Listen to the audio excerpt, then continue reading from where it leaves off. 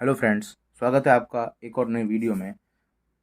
इससे पिछली वीडियो में मैंने 10th क्लास का साइंस का जो बोर्ड एग्ज़ाम हुआ है 20 मार्च को, उसका सेक्शन बी मैंने पूरा सॉल्व करवा दिया है। तो आज मैं कराने वाला हूँ आपको सेक्शन सी। तो आज हम देखेंगे सेक्शन सी। शुरू करते हैं। एक्चुअली लॉन्ग क्वेश्चंस हैं, ये 3 नंबर के आएंगे। वो पीछे वाले जो थे वो 2 नंबर के थे। तो देखते हैं पहला question. Right chemical formula of plaster of Paris. हमें प्लास्टर ऑफ पेरिस का केमिकल फॉर्मूला पता है, CaSO4 plus dot half H2O। इनको बोलते हैं कैल्शियम सल्फेट हेमीहाइड्रेट। हेमी मतलब आधा, हाइड्रेट का मतलब होता है वाटर, तो हेमीहाइड्रेट। पहला आंसर हो गया, 1 नंबर मिल गया आपको। अगला क्वेश्चन है, why plaster of Paris becomes hard on mixing water, explain by giving suitable chemical equation. देखिए, जब POP को अपन पानी के संग रिएक्ट करेंगे तो वो CaSO4 डॉट 2H2O बनाएगा, जिसको हम जिप्सम बोलते हैं। पानी होगा अपना 1.5, और CaSO4 और POP और जिप्सम के जो फॉर्मूले हैं उनमें मात्र वाटर के मॉलिक्यूल का ही फ़र्क है। इसमें आधा है, इसमें 2 है बस। अगला क्वेश्चन देखते हैं, इसी का और का है, write chemical name of baking soda. Baking soda का केमिकल नेम क्या होता है? देखिए, NaSCO3, सोडियम हाइड्रोजन कार्बोनेट और सोडियम बाइकार्बोनेट। ओके। अगला क्वेश्चन जो है वो है, why cake become soft and spongy, explain by giving suitable chemical equation.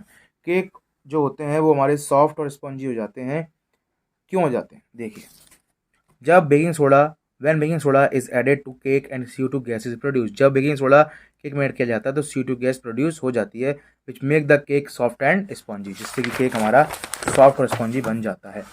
और देखते हैं इसको, NaCO3 जो होता है, जब किसी H प्लस आयन, यानी कि H प्लस आयन किस में होते हैं, कोई भी एसिड, तो वो क्या बनाएगा? CO2 plus H2O plus sodium salt of acid, इसी का सोडियम सॉल्ट बना देगा। By this process baking powder is form. इस प्रोसेस से क्या होगा? बेकिंग पाउडर बन जाएगा। In this reaction sodium bicarbonate is mixed with tartaric acid. इसमें हमने क्या करा, सोडियम बाइकार्बोनेट जो था उसको हमने टार्टरिक एसिड संग मिक्स कर दिया, जो जिसने कि क्या दिया हमें? H प्लस आयन दिए। By which CO2 and H2 produce, जिससे कि CO2 और H2 प्रोड्यूस हो गई। This CO2 helps to make cake spongy and soft. इसी CO2 की वजह से केक स्पॉन्जी और सॉफ्ट बनते हैं। अगला question,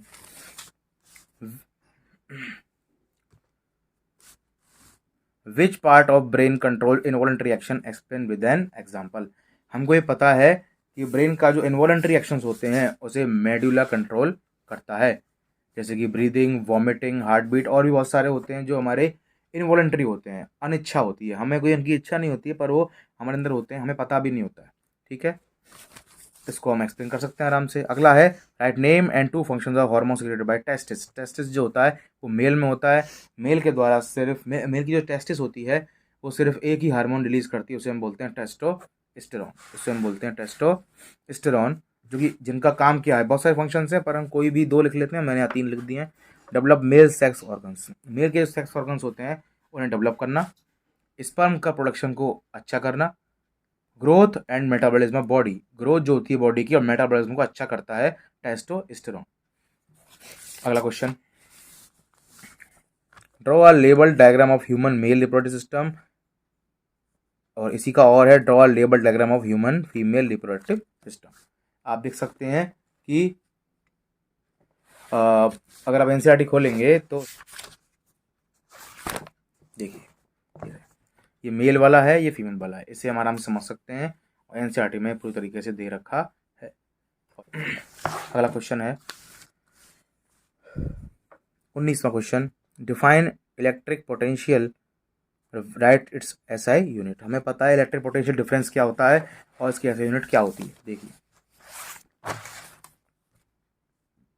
the amount of work done to bring a unit charge from one point to another point in electric field, उसको हम बोलते हैं पोटेंशियल डिफरेंस। यानी कि कोई इलेक्ट्रिक फील्ड है, उसमें हम एक चार्ज को दूसरी जगह तक ले जा रहे हैं, और इसी को करने के लिए जो वर्क डन किया जा रहा है, इसी को हम इलेक्ट्रिक पोटेंशियल कहते हैं। ये और जो फील्ड है वो इलेक्ट्रिक फील्ड होनी चाहिए।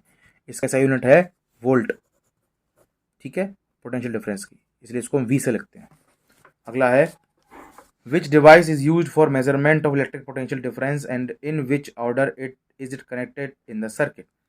किस डिवाइस से इलेक्ट्रिक पोटेंशियल डिफरेंस को नापा जाता है और वो सर्किट में किस तरीके से कनेक्ट रहता है?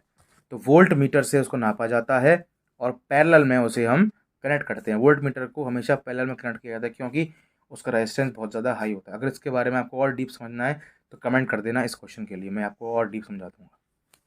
अगला क्वेश्चन देखिए, draw a graph between potential difference V and electric current I according to Ohm's law. हम जानते हैं ओम्स लॉ होता है V equal to I R, यानी कि V जो होता है वो I के डायरेक्टली प्रोपोर्शनल होता है। V जो होता है वो I के डायरेक्टली प्रोपोर्शनल होता है। तो अगर कोई चीज़ डायरेक्टली प्रोपोर्शनल होती है तो उसका ग्राफ हमेशा स्ट्रेट लाइन ही बनता है। तो V बढ़ेगा तो I भी बढ़ेगा, इसलिए ये एकदम करेक्ट है। अगला क्वेश्चन देखते हैं, define electric resistance, right it's ऐसा यूनिट। इलेक्ट्रिक रेजिस्टेंस क्या होता है और उसकी ऐसा यूनिट क्या होती। करंट जो होता है हमें पता है कि वो इलेक्ट्रॉन्स का फ्लो होता है, और जब इलेक्ट्रॉन्स के फ्लो में कोई दिक्कत आती है या कोई अड़चन आती है और या तो उनको कोई अपोज करता है तो उसी को हम रेजिस्टेंस बोलते हैं। हिंदी में इसको रुकावट बोल सकते हैं आप। जैसे कि एक गली है, अगर वो छोटी गली है और उसमें लोग ज़्यादा हैं तो भीड़ भाड़ मचेगी और जिससे कि रेजिस्टेंस बढ़ जाता है। ठीक है, अब एक बड़ी गली है, लोग कम है तो रेजिस्टेंस कम होगा। ओके, ऐसा यूनिट इसकी होती है ओम। और इसको जो आप ये देख रहे हो साइन, इसको ओमेगा बोलते हैं। अब इसके बारे में आपको अगर डिटेल में समझना है तो प्लीज़ कमेंट। अगला, draw which device is used for measurement of electric potential, in which order is it connected in the circuit. वो कौन सा डिवाइस है जो इलेक्ट्रिक करंट को नापने के लिए सर्किट में लगाया जाता है और उसे किस तरीके से लगाते हैं। देखिए, आंसर है एमीटर।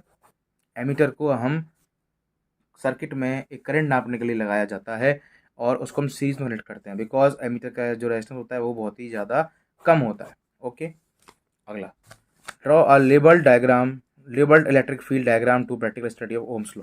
ओम्स लॉ की जो प्रैक्टिकल स्टडी करने के लिए जो डायग्राम बनाया इलेक्ट्रिक सर्किट का वो आप देख सकते हैं, और ये सेम डायग्राम आपकी एनसीईआरटी में भी है। मैं आपको दिखाता हूँ अभी, देखिए ये रहा पेज नंबर 204। ये पूरा डायग्राम जो है वो इसमें साफ लिखा हुआ है electric circuit for studying Ohm's law. तो ये आप देख सकते हैं, इसमें आपको सब समझ में आ रहा